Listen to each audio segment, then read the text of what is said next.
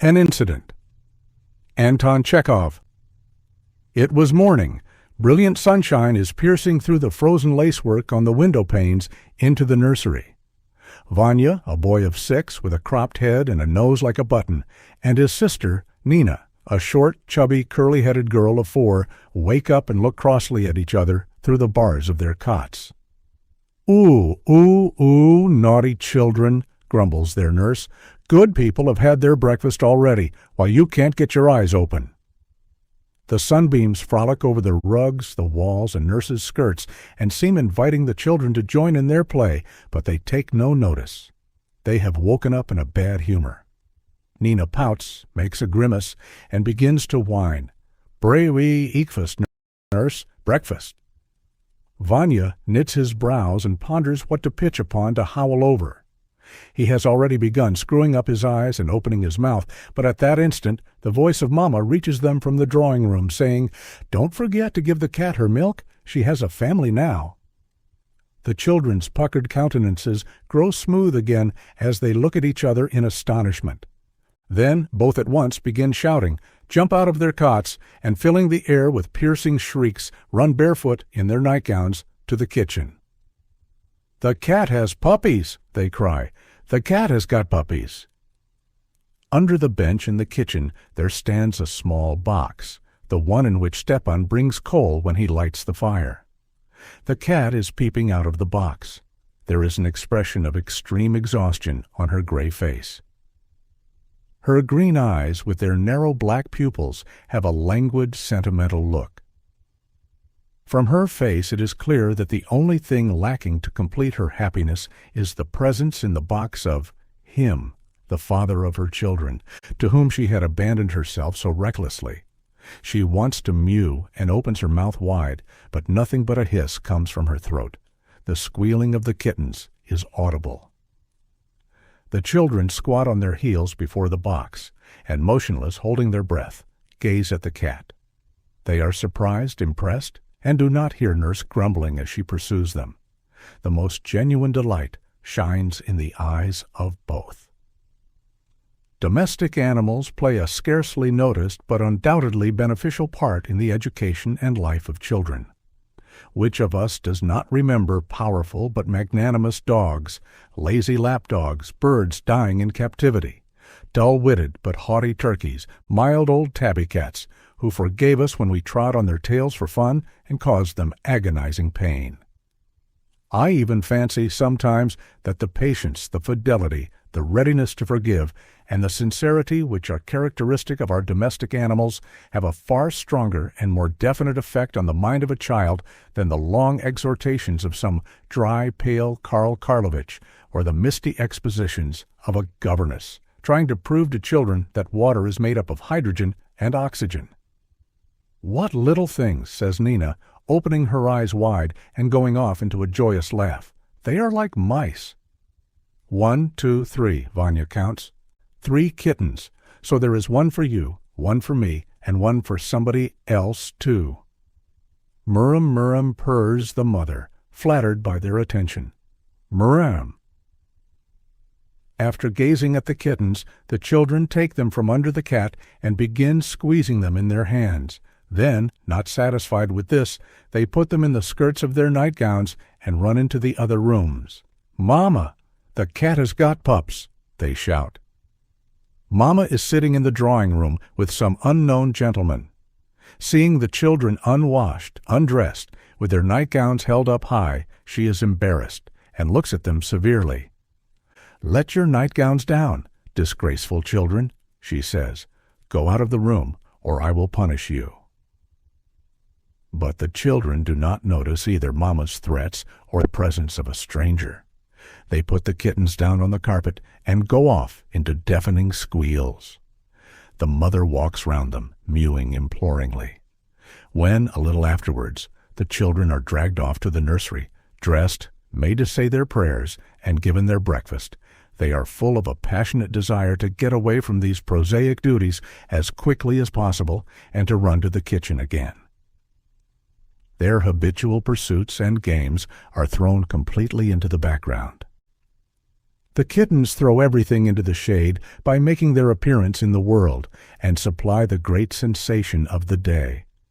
If Nina or Vanya had been offered 40 pounds of sweets or 10,000 kopecks for each kitten, they would have rejected such a barter without the slightest hesitation. In spite of the heated protests of the nurse and the cook, the children persist in sitting by the cat's box in the kitchen, busy with the kittens till dinner time. Their faces are earnest and concentrated and express anxiety. They are worried not so much by the present as by the future of the kittens. They decide that one kitten shall remain at home with the old cat to be a comfort to her mother, while the second shall go to their summer villa, and the third shall live in the cellar, where there are ever so many rats. But why don't they look at us? Nina wondered. Their eyes are blind like the beggars. Vanya, too, is perturbed by this question. He tries to open one kitten's eyes and spends a long time puffing and breathing hard over it. But his operation is unsuccessful. They are a good deal troubled, too, by the circumstance that the kittens obstinately refuse the milk and the meat that is offered to them. Everything that is put before their little noses is eaten by their gray mamma. "Let's build the kittens little houses," Vanya suggests. "They shall live in different houses, and the cat shall come and pay them visits." Cardboard hat boxes are put in the different corners of the kitchen, and the kittens are installed in them. But this division turns out to be premature. The cat, still wearing an imploring and sentimental expression on her face, goes the round of all the hat boxes and carries off her children to their original position. "The cat's their mother," observed Vanya, "but who is their father?" "Yes, who is their father?" repeats Nina. "They must have a father." Vanya and Nina are a long time deciding who is to be the kitten's father, and in the end their choice falls on a big dark red horse without a tail, which is lying in the store cupboard under the stairs, together with other relics of toys that have outlived their day. They drag him up out of the store cupboard and stand him by the box. "Mind now," they admonish him, "stand here and see they behave themselves properly." All this is said and done in the gravest way, with an expression of anxiety on their faces. Vanya and Nina refuse to recognize the existence of any world but the box of kittens. Their joy knows no bounds. But they have to pass through bitter, agonizing moments, too. Just before dinner, Vanya is sitting in his father's study, gazing dreamily at the table. A kitten is moving about by the lamp on stamped notepaper. Vanya is watching its movements and thrusting first a pencil, then a match into its little mouth. All at once, as though he has sprung out of the floor, his father is beside the table. "What's this?" Vanya hears in an angry voice. It's the kitty, Papa." "I'll give it you. Look what you have done, you naughty boy. You've dirtied all my paper." To Vanya's great surprise, his papa does not share his partiality for the kittens, and instead of being moved to enthusiasm and delight, he pulls Vanya's ear and shouts, "Stepan, take away this horrid thing." At dinner, too, there is a scene. During the second course, there is suddenly the sound of a shrill mew. They begin to investigate its origin and discover a kitten under Nina's pinafore. "Nina, leave the table," cries her father angrily. "Throw the kittens in the cesspool. I won't have the nasty things in the house." Vanya and Nina are horrified. Death in the cesspool, apart from its cruelty, threatens to rob the cat and the wooden horse of their children, to lay waste the cat's box, to destroy their plans for the future, that fair future in which one cat will be a comfort to its old mother, another will live in the country, while the third will catch rats in the cellar. The children begin to cry and entreat that the kittens may be spared. Their father consents, but on the condition that the children do not go into the kitchen and touch the kittens. After dinner, Vanya and Nina slouch about the rooms, feeling depressed. The prohibition of visits to the kitchen has reduced them to dejection. They refuse sweets, are naughty, and are rude to their mother. When their Uncle Petrusha comes in the evening, they draw him aside and complain to him of their father, who wanted to throw the kittens into the cesspool. "Uncle Petruchia, tell Mama to have the kittens taken to the nursery," the children beg their uncle. "Do tell her." "There, very well," says their uncle, waving them off. All right. Uncle Petruchia does not usually come alone. He is accompanied by Nero, a big black dog of Danish breed, with drooping ears and a tail as hard as a stick. The dog is silent, morose, and full of a sense of his own dignity. He takes not the slightest notice of the children, and when he passes them, hits them with his tail as though they were chairs. The children hate him from the bottom of their hearts, but on this occasion, practical considerations override sentiment. "I say, Nina," says Vanya, opening his eyes wide, "let Nero be their father instead of the horse. The horse is dead, and he is alive, you see." They are waiting the whole evening for the moment when Papa will sit down to his cards, and it will be possible to take Nero to the kitchen without being observed. At last Papa sits down to cards. Mama is busy with the samovar and not noticing the children. The happy moment arrives. "Come along," Vanya whispers to his sister.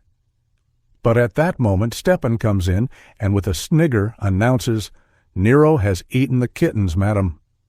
Nina and Vanya turn pale and look at Stepan with horror. "He really has," laughs the footman. "He went to the box and gobbled them up."